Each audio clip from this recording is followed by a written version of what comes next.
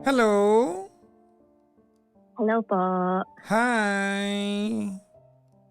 Clear po ba? Very, very clear. Very, very loud. Good Hi evening. po. Good morning na dito. Oh, good morning. Anyways, 1 minute na lang. Good morning na rin dito. Pa-midnight na. Asan ka po ba ngayon, ma'am? Sa USA po, Okay. America. What state are you at right now? Texas po. Texas. Are you near Laredo? Houston? Sa Dallas po. Dallas, Texas. Di ba nandiyan yung Yes. malaking NBA stadium? Opo. Nakapunta ka na doon? Sa Oklahoma lang po yung recent na nanalo. Yung ano ba yun? Thunder? Yun lang po. Ako alam sa basketball. By the way, what's your name, ma'am? MJ po. I'll call you MJ. Free name. Yeah, that's okay. Opo. Wag lang yung mga, di ba, nakakaran, tawagin niyo pa ako Miss Sagittarius, tigilan niyo ako. Miss Virgo. Di ba, ang lakas mga di ba, pag nag-uusap tayo ng seryoso, tatawagin kitang Miss Sagittarius, bahala ka dyan. Any name, but just a normal name. Ilan taon ka na po? 31 po. 31. How long have you been living in Texas? 4 years. Okay. Mm-mm. So, 2021 or 2020, you're still in the Philippines? Yes po, pandemic. Okay. Uh-huh. Oh my God. Ba't ka na uwi dyan? Pangasawa po ng AFAM. Panalo Opo. Ganda. Paano kayo nag-meet? Gusto ko malaman eh. Okay. So nag-meet kami actually it's an app for Koreans kasi na-addict ako noon sa mga Korean drama. So I was planning to have a vacation in South Korea, tsaka nag-download ako ng app para may makapag-tour sa akin doon. And habang nagsaswipe po ako, nakita ko siya. Kasi Wait nandun lang. din siya that Sa time. Korean app mo siya nakita? Opo. Korean app. I'm sorry to ask this, but anong ginagawa niya dun sa Korean app? Nagbakasyon din at saka same din, willing to meet sa mga tao dun sa app. Okay. So both of you were in the search of someone. Opo. Okay. So you went to Korea, mag-isa ka lang?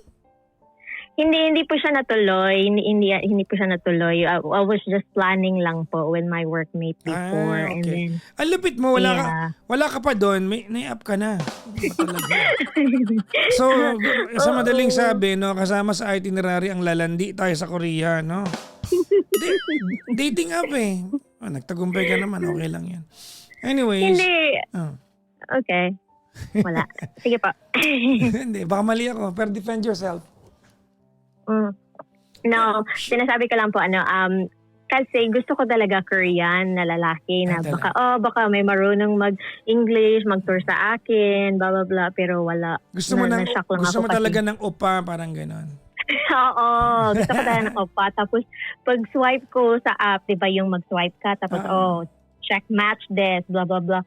Uy, parang may puti dito na nasali. Sige na nga match ko na nga to. Tapos nag-message siya. Swipe right ka na, parang gano'n. Siya ba natuloy siya ng Korea o hindi rin? Opo, natuloy siya. Oo. Okay. So, after meeting him online, how long did it take before you guys went serious about it? After 6 months, nag-fly po siya sa Philippines. Because of you? Yes po. Oh, ganda.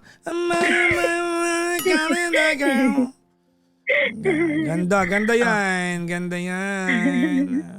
So, nagpunta siya ng Pilipinas kasi gusto kanyang makita. Opo. So, first time din niya. A lot of things developed dun sa 6 months na yan, ibig sabihin. Opo. Okay. And then when you finally got to see each other, you liked what you saw. Opo. That's nice. That's a wonderful story. Oh, by the way, so you're now in the US for 4 years now. May anak na kayo? Opo, may anak.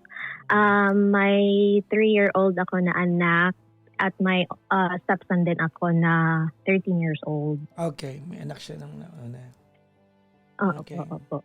Mm. Okay. Ba't tayo magkausap? Maghingi lang po ng advice. Tsaka vent out na din siguro. Mm, Nakabahan ako. what's happening? Hindi po siya related sa relationship namin. It's just, I have a problem kasi blended family po kami. Okay. So, ang anak niya po sa una, teenager na, which is living with, Yun yung 14. magpo-14 na po, living with us. Ang problema ko lang po kasi, backstory lang po, before po ako nakapunta dito sa US, sa California muna kami for 2 years, which is living with parents ng partner ko or ng husband ko. Mhm. So, after living there for 2 years, nag-decide kami na kumuha ng sarili ng bahay kasi iba naman talaga yung, di ba? Sorry, hindi ako expert sa Tagalog po. It's okay. You communicate well. That's more than Bisaya okay. kasi ako. Okay. Sorry. Mm. Okay. So, pumunta kami dito sa Texas kasi iba naman yung nakabili na kami ng bahay. Iba yung magbukod talaga ng sariling amin. Mhm. So, first time namin lahat na tumira sa sarili naming bahay. So, madaming mga adjustments. Ang Okay. problema ko lang po is, given the fact na hindi siya, hindi siya 24/7 noon na magbantay sa bata niya, sa una niyang anak. Kasi nga, ang nagbabantay is yung parents niya, which is my parent-in-law. So, ang daming adjustment. Ang problema ko lang po talaga is hindi siya marunong mag-discipline sa anak niya. So, walang initiative. Yun ba ang tamang term? Kasi yung anak niya po is medyo pasaway at hinahayaan niya lang. At ako palagi ang nagsasabi sa kanya, i-correct mo naman to kasi natatakot lang ako na yung kapatid niya, yung anak ko, makuha ang mga behavior po ba, yung mga habits. Tapos palagi niya pong sinasabi, ganyan naman talaga mga teenager these days. We just have to, adjust sa kanila. Yun lang po palagi namin inaaway. Yung discipline sa anak Tell me niya. Kasi exactly what is it that you don't like about the a son ba or daughter? son po. Anong eksaktong ayaw mo dun sa son? Yung mga nagmumura, yung, for example po ito, hindi siya higpit. I'm not saying na super na higpit ka sa anak mo. There are still boundaries na parent ka. Hindi yung nagbabastos or nagmumura in front of us or something like that. I don't know if I'm just too conservative lang po or ano ba. Pero yun yung nagmumura, tapos yung gadgets po, I told him na you need to check kung ano ang mga activities na ginagawa ng anak mo, especially teenager na siya, hindi natin alam. Tapos when I check sa mga history ng mga browsing history ng anak niya, may mga bastos po na hindi kami aware. So, yun po, sinabi ko lang sa kanya, mag-set tayo ng rules para naman sa ikabubuti ng anak mo yan. Yun lang po, ang gusto ko lang po is may initiative siya sa sarili niyang anak. Gets po ba? Magulo. No, I completely get the picture. I get you, I understand you. Go ahead.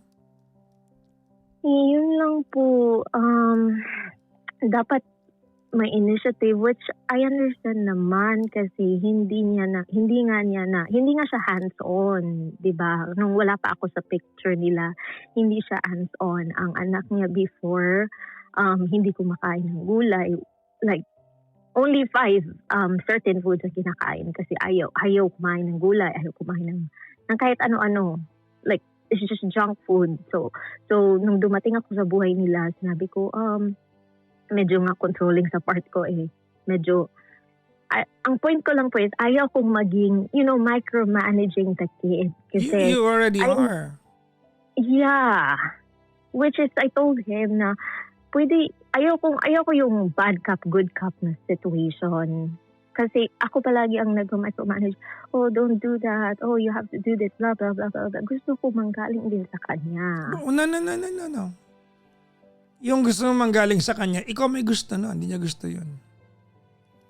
You practically want him to impose a discipline that comes from you. You are not the mom. Actually, pakikialam tong ginagawa mo. Tama. Besides, plus the fact na 14-year-old kid, I'm not saying tama or mali ka, no? I gets kita, no? I don't know if this is born out of concern or you want to impose a footprint sa buhay nila. Of course, you have a space because you are now the wife, but alam mo, tawag nito, nabuhay ang batang yung 10 taon. Nang wala ka dyan. You are not in the picture. You're not supposed to be, tawag nito, micromanaging kung anong ginagawa ng bata ngayon. He managed to raise his own son 10 years prior to you becoming part of the picture. It's cultural differences. Magkaiba talaga. No? Yung sinasabi mo na yung pinag-awayan niyo na gusto ko manggaling sa kanya, gusto mo yon, pinapagawa mo sa kanya. Bakit papagawa mo sa kanya yung mga bagay na ikaw yun eh?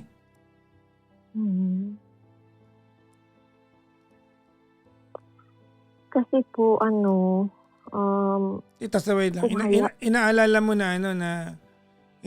mo na tawag nito na baka mahawa yung anak mo. Tama? mga habits po. Pagmumura. Nandiyan ka naman ah. I mean, look, ganito you agreed to become a part of a blended family. There will be adjustments. You came into the picture. You cannot force your way into their lives, diba? Being in their own country and for them to adapt to a lifestyle that you have. I'm not saying you're wrong. To us, maybe you're right. But to them, maybe diba, to them, baka normal yan. Pati yung gulay, anong pakialam mo sa kinakain nila? Diba? Hindi mo yun eh. That's not your place to say, ano kakainin ng bata? I'm sorry. You were saying, ma'am? No, kasi sinabi niya ako before ako pumunta dito. Sabi niya, gusto ko ang anak ko kumain ng gulay, gusto ko ganito kasi na-addict sa gadgets, hindi niya daw ma-stop. So, I want your help. Hindi ko naman in-expect na ako lahat. Tama naman yun, ma'am. Diba? Maybe that's just him being a partner to you and, venting out some frustration. But sa kadulo-duluhan ng araw, siya yung magulang niyan. You will have to deal with it. Medyo komplikado ito, Pero kung pag dumating na kayo sa punto, nag-aaway na kayo, what kind of, or whose version of discipline ang masusunod, yours will not be the priority. It has to be him.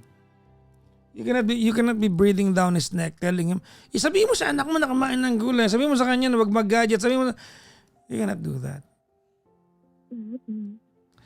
But, actually, but there's a but. Ready?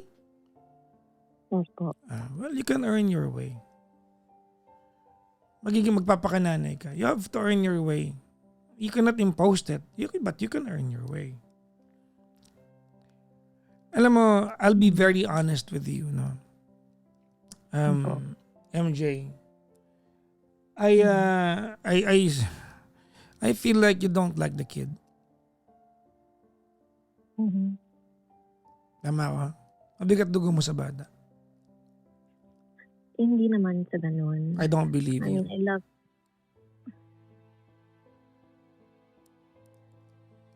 I love. Tigilan mo. Mabigat dugo mo sa bata. Kasi hindi evidence sa'yo na gusto mong tsagain yung bata to learn your ways. Actually, kung alam mo ganito yan, MJ, kung pag-uusapan, do we have a good culture of upbringing in the Philippines? Yes, of course. Tama ka. Di ba? Yung pagiging magalang natin, sa mas nakakatanda, yung pagiging family-oriented natin, generally, we are better than them. Sa standard natin. Tama, di ba? Sa standard na, may pros and cons yan eh. Sa standard natin. Minsan ang ano naman yan, ang ang negative part naman yan, matagal bago maging independent ang isang Pinoy. Kasi nakaasa tayo sa magulang. Sa kanila maaga maging independent kasi they are so liberated and free to discover the world. So we are complete polar opposite. But you cannot, hindi mo siya pwedeng awayin. Kasi yun yung doon, yun yung clincher doon eh. Sabi mo, gusto ko kasi manggaling sa kanya. Pero yung ang context kasi noon, kailangan niyang i-impose yung discipline sa bata, nasa iyo nang galing. Kaya mo siya. But you can earn the kid, maniwala ka sa akin. That's moldable pa yan. That's a 14-year-old and a boy. Pwede mong i-mold yan. Anak mo na yan eh. Hindi mo anak trato mo. Pero di ba po, pumasok ako sa picture nila, siguro mga 10-year-old na ang bata. Oo, mga 10-year-old. Alam mo, mas natatakot pa ang, nakikinig pa ang bata sa akin kaysa sa sarili niyang papa, for example. Well, there you go. I-earn mo na lang yung bata. So ano pong gagawin ko pag ang asawa ko hindi magdidisiplina, ako lahat? Yes, but do it in a way that's not so far-fetched from their culture. Sorry alam mo ang discipline kasi, no? Bawat nation, magkakaiba kasi ng version yan eh. Halimbawa sa atin, sa Pilipinas, sa atin acceptable ang corporal punishment. Alam ba anong corporal punishment? Hindi. Palo. Acceptable sa atin Bawal yan dito. Di ba dyan, hindi pa pwede. Tama. Hindi. Oo. So magkaiba tayo. Di ba? Oo. So yung babansa, sasako ka nila. Pag sumagot ka sa magulang, may pros, may cons yun. Di ba? So you went and di ba, kumbaga you came into the picture, yan na 10 years old na eh. Imagine mo yung nabuhay ka ng 10 taon, komportable ka sa way of life, bigla-bigla may papasok na. Tama. Diba? Let alone, yung bang bata nakakausap niya yung kanyang biological mother? Hindi po. Hindi na close. Yan, isa pa yan.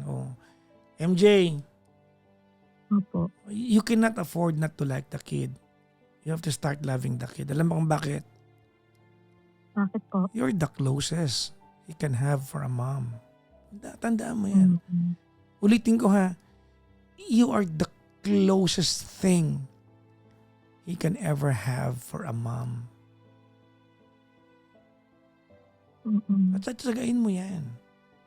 Mamoldihan mo yan, di ba? Show that kid, di ba, the benefit of having another brother. Baka magselos yan eh. Tingnan mo ha. Tama.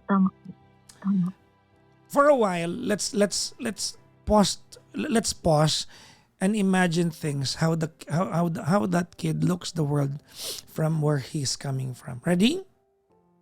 Ready po. Okay.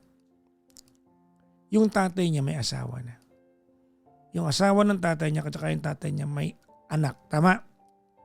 Opo. Yung tatay niya, yung napangasawa ng tatay niya at yung anak, magkakamag-anak silang tatlo. Tama, mali? Tama. Siya hindi kanya kamag-anak. Hindi niya kamag-anak yung kapatid niya sa'yo. That kid will feel alienated. You have to look at it from that point. That kid will feel, every time that you impose a discipline that he is not familiar with, iisipin niya, di ba? That kid will only look at it na para bang ina-outcast siya. You have to understand that part. Sa bahay na yan, 4 kayo, isa lang ang kamag-anak niya. Yung tatay niya. Tapos gusto mo disiplinahin siya ng tatay niya. Sino natitirang kamag-anak niya sa bahay na yan? Tama.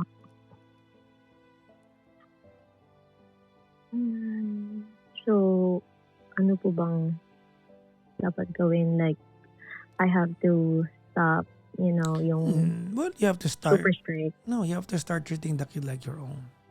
Go to the mall, buy him shoes. Get him things. New shirt. Mhm. Yeah. Just like a real son. Just like a real son. You do it for your own son. Mhm. Nung naging kayo niyan, anak mo na rin yan. Tama. Tama. Supot kita dyan eh. Hindi. Ang point ko lang po is, ang asawa ko kasi, hinayaan niya lang. Hindi niya hinahayaan. That's just his style. Stop looking at it na hinahayaan niya. That is his way. And now you are in the picture and you think you can do better, do it. But do it in a way that you are not going to alienate the kid. Mhm. Ayoko lang kasi na i-hate ako sa bata, which is na-feel ko na hate na ako. Kasi, Well, kasi- ako palaging nag-i-impose Kasi nga, ng rules. ganito Kasi nga, puro ka lang impose ng disiplina. Now, I'll ask you. Kapag hindi mo ito nasagot, mapipikon ako sa'yo. Opo. Anong currency ng bata? I mean, what is the kid's most favorite thing to do? That's what I meant when I said currency. Anong currency niya? What is his Bowling. favorite? Bowling. Have you ever Okay. done anything to support that part of his life? Hindi. See? Pero kung anak mo yan, baka binila mo ng ano yan, bowling pin yan. Binila mo ng shoes yan na pang bowling. Mhm. Walang incentive sa'yo eh. Sermon lang ang meron sa'yo. Ba't ka naman hindi hate ng bata? Mm. Okay, gets ko po. So meaning to say, hindi lang puro sermon or hindi lang puro pagdiscipline, kundi, support his hobbies na ma-feel niya na love din siya. Or Well, let's stop na being equal ang treatment. Let's stop being categorical. Let's just go to the bottom line. You have to treat him like your own. Like a real son. Mhm. Kung anak mo yun, you'd be so di ba, you will be so attentive sa mga needs sa bowling. Baka nga you drive him to the bowling center. But you wouldn't do it for him. Di mo anak eh. Present ka lang pag sermon. Di pwede yan. Mm. Eh.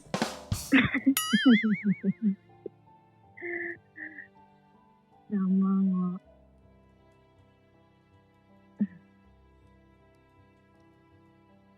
So, paano po pag ang mga behavior, mag-antay lang ako sa papa na siya ang Wala ka talagang Correct. narinig sa akin. Oh my God.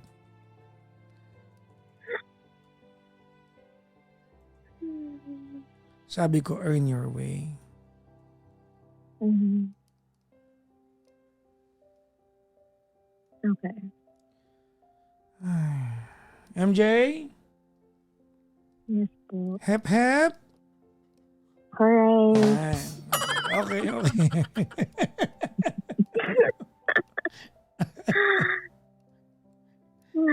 Okay po. Na ako na para akong na naliwanagan. Mga lapses. Because I feel like nag-ano siya sa akin. Ano ba yung nag-tiptoe? Kasi That's not okay. magagalit ako pag ginawa niya yan.